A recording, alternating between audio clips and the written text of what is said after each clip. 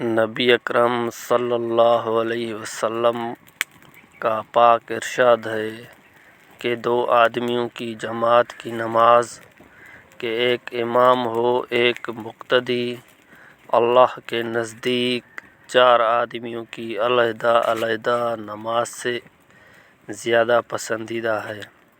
اسی طرح 4 آدمیوں کی جماعت کی نماز 8 آدمیوں کی متفرق نماز سے زیادہ محبوب ہے، اور 8 آدمیوں کی جماعت کی نماز 100 آدمیوں کی متفرق نماز سے بڑھی ہوئی ہے۔ ایک دوسری حدیث میں ہے، اسی طرح جتنی بڑی جماعت میں نماز پڑھی جائے گی وہ اللہ کو زیادہ محبوب ہے مختصر نماز سے۔